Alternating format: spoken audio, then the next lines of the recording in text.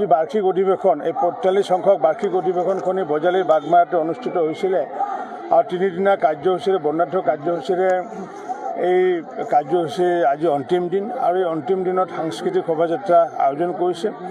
মই ভাবোঁ যে সুন্দৰকৈ এই অধিৱেশনখন সাফল্যমণ্ডিত হোৱা বুলি মই ভাবোঁ আৰু এই ক্ষেত্ৰত যদি সাফল্যমণ্ডিত যদি হৈছে তেতিয়াহ'লে বজালীবাসী ৰাইজ বাগমাৰাবাসী ৰাইজ আমাৰ আদৰণি সমিতিৰ সাধাৰণ সম্পাদকে আদি কৰি সমূহ কাৰ্যকৰ্তাসকলৰ লগতে শিক্ষক সন্থাৰ সমূহ ব্যক্তিসকলক মই আন্তৰিক ধন্যবাদ জনাইছোঁ। আৰু ক'ৰবাত যদি এই অধিৱেশনখন যদি সাফল্যমণ্ডিত কৰিবলৈ ক'ৰবাত যদি ত্ৰুটি বিচ্যুতি ৰৈ গৈছে তেতিয়াহ'লে মই স্থানীয় জনপ্ৰতিনিধি হিচাপে সেই দায় দায়িত্ব মই নিজৰ ওপৰত মূৰ পাতি লৈ মই নতুনকৈ নিৰ্বাচিত হোৱা আমাৰ কলিতা ডাঙৰীয়া আমাৰ সদৌ অসম হাইস্কুল শিক্ষক সন্থাৰ সভাপতি কলিতা ডাঙৰীয়াৰ লগতে সমূহ নৱনিৰ্বাচিত বিষয়ববীয়াসকলক মই শুভেচ্ছা জনাইছোঁ। পোনপ্ৰথমে মই আমাৰ সাংবাদিক বন্ধুসকলক অশেষ ধন্যবাদ জ্ঞাপন কৰিছোঁ। আজি প্ৰায় ৩ দিন ধৰি তেওঁলোকে আমাৰ অসম হাইস্কুল শিক্ষা সংস্থাৰ ৪৫ সংখ্যক বাৰ্ষিক অধিৱেশনৰ যিবোৰ আমাৰ নিউজ তেওঁলোকে দিলে প্ৰচাৰ কৰিলে আমি তেওঁলোকক ধন্যবাদ জ্ঞাপন কৰিছোঁ। তাৰ লগে লগে আমি ক'ব বিচাৰিছোঁ যে অসম হাইস্কুল শিক্ষক সংস্থাৰ ৪৫ সংখ্যক বাৰ্ষিক অধিৱেশন বাগমাৰা উচ্চতৰ মাধ্যমিক বিদ্যালয়ৰ খেলপথাৰত তিনিদিনীয়া বৰ্ণাঢ্য কাৰ্যসূচীৰে আমি আয়োজন কৰিছিলোঁ।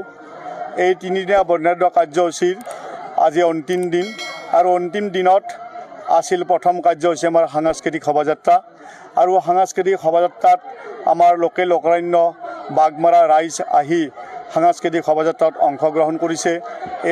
এই অঞ্চলত বিভিন্ন ছাত্ৰ ছাত্ৰীসকল আহিছে। লগতে আমি আমাৰ বন্য জন্তু হিচাপে আমি আমাৰ হাতীটোকো আমি ইয়াত সাংস্কৃতিক শোভাযাত্ৰাত অংশগ্ৰহণ কৰিবলৈ আমি আমন্ত্ৰণ জনাইছিলোঁ আৰু সেইমতে তেওঁলোকে আহিছে। লগতে আমাৰ অসম হাইস্কুল শিক্ষা সংস্থাৰ শিক্ষাগুৰুসকলেও ইয়াত আহি সাংস্কৃতিক শোভাযাত্ৰাত অংশগ্ৰহণ কৰিছে। আমি অসম হাইস্কুল শিক্ষা সংস্থাৰ এখন যোৱাকালি আমাৰ প্ৰতিনিধি সভাত বিষয়বচনী সভাত এখন জোৰদাৰ কমিটি গঠন কৰিলে, নতুন কমিটি, আৰু এই কমিটিখনৰ সভাপতি হিচাপে মাননীয় সুনন্দ কলিতায়ে আকৌ সভাপতি হ'ল। আৰু সেইমতে আমি আমাৰ অসম হাইস্কুল শিক্ষক সংস্থাৰ যিসকল অৱসৰ পাইছে আৰু যিসকলে শিক্ষকে কাম কৰি আছে তেওঁলোকৰ সমস্যাসমূহ বৰ সুন্দৰভাৱে বিশ্লেষণ কৰিছে আৰু এই সমস্যাসমূহ অতি সোনকালে চৰকাৰক আবেদন নিবেদন জনোৱাৰ কথা তাত প্ৰস্তাৱ গ্ৰহণ কৰা হৈছে। তাৰোপৰি আমাৰ এটাই কথা যে অসম হাইস্কুল শিক্ষক সংস্থাৰ শিক্ষকসকলৰ যিটো পেঞ্চন নীতি, এই পেঞ্চন নীতিটো বৰ দুখ লগা। কাৰণ আজি NPSত যোনে শিক্ষকে ৰিটায়াৰ হয় তেওঁ মাত্ৰ ১৮০০-২০০০ টকাকৈ পেঞ্চন পায়। আপোনালোকে জানে যে ১৮০০-২০০০ টকাত এজন পেঞ্চনকাৰীৰ এটা দৰৱ কিনিবলৈও সক্ষম নহয়। গতিকে মই এই বিষয়ে মাননীয় অসমৰ জনপ্ৰিয় মুখ্যমন্ত্ৰী তথা মাননীয় শিক্ষামন্ত্ৰীক অনুৰোধ জনাব বিচাৰিছোঁ, বিশেষকৈ আমাৰ শিক্ষকসকলৰ যিবিলাক দুখ দুৰ্গতি অতি সোনকালে সমস্যা সমাধান কৰক। আৰু লগতে আমি আজি বৰ দুখ আৰু পৰিতাপৰ কথা, অসমৰ আমাৰ হিয়াৰ আমুঠু জুবিন গাৰ্গৰ মৃত্যু আজি 4 মাহ অতিক্ৰম হৈ গ'ল। এই 4 মাহ অতিক্ৰম হৈ যোৱাৰ পাছতো কোনো দোষীয়ে এতিয়ালৈকে শাস্তি পোৱা নাই। আজি সাংস্কৃতিক শোভাযাত্ৰাৰ জৰিয়তে ক'ব বিচাৰিছোঁ মাননীয় অসমৰ মুখ্যমন্ত্ৰী মহোদয়ক যে আমাৰ জুবিন গাৰ্গৰ আমাৰ ন্যায় লাগে। গতিকে ন্যায় প্ৰদানৰ ক্ষেত্ৰত যাতে কোনেও ত্ৰুটি নকৰে। গতিকে জুবিন গাৰ্গৰ মৃত্যুই আমাৰ গোটেই অসম ধৰি গোটেই ভাৰতবৰ্ষ ধৰিয়েই আমাৰ শোকৰ ছাঁ পৰিছে। গতিকে আমি তেখেতৰ ন্যায় বিচাৰিছোঁ অতি সোনকালে।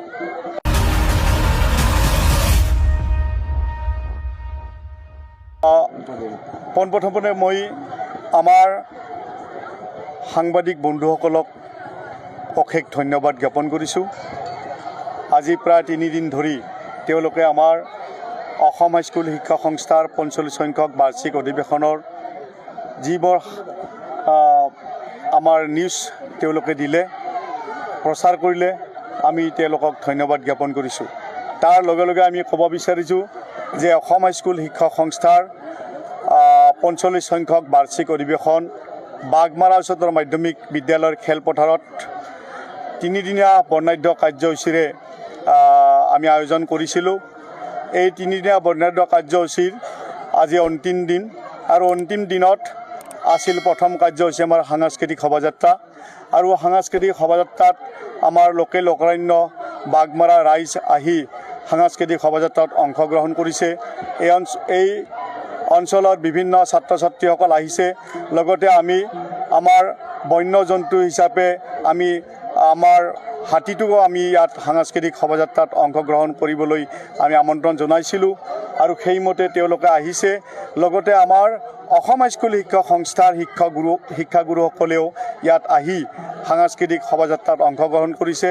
আমি অসম হাইস্কুল শিক্ষা সংস্থাৰ এখন যোৱাকালি আমাৰ প্ৰতিনিধি সভাত বিষয়বচনী সভাত এখন জোৰদাৰ কমিটি গঠন কৰিলে, নতুন কমিটি, আৰু এই কমিটিখনৰ সভাপতি হিচাপে মাননীয় সুনন্দ কলিতায়ে আকৌ সভাপতি হ'ল। আৰু সেইমতে আমি আমাৰ অসম হাইস্কুল শিক্ষক সংস্থাৰ যিসকল অৱসৰ পাইছে আৰু যিসকলে শিক্ষকে কাম কৰি আছে তেওঁলোকৰ সমস্যাসমূহ বৰ সুন্দৰভাৱে বিশ্লেষণ কৰিছে আৰু এই সমস্যাসমূহ অতি সোনকালে চৰকাৰক আবেদন নিবেদন জনোৱাৰ কথা তাত প্ৰস্তাৱ গ্ৰহণ কৰা হৈছে।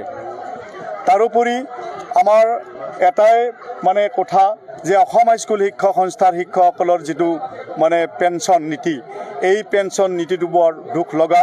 কাৰণ আজি NPSত যোনে শিক্ষকে ৰিটায়াৰ হয় তেওঁ মাত্ৰ ১৮০০-২০০০ টকাকৈ পেঞ্চন পায়। আপোনালোকে জানে যে ১৮০০-২০০০ টকাত এজন পেঞ্চনকাৰীৰ এটা দৰৱ কিনিবলৈও সক্ষম নহয়। গতিকে মই এই বিষয়ে মাননীয় অসমৰ জনপ্ৰিয় মুখ্যমন্ত্ৰী তথা মাননীয় শিক্ষামন্ত্ৰীক অনুৰোধ জনাব বিচাৰিছোঁ, বিশেষকৈ আমাৰ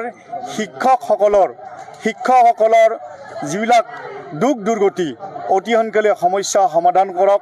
আৰু লগতে আমি আজি বৰ দুখ আৰু পৰিতাপৰ কথা, অসমৰ আমাৰ হিয়াৰ আমুঠু জুবিন গাৰ্গৰ মৃত্যু আজি ৪ মাহ অতিক্ৰম হৈ গ'ল। এই ৪ মাহ অতিক্ৰম হৈ যোৱাৰ পাছতো কোনো দোষীয়ে এতিয়ালৈকে শাস্তি পোৱা নাই।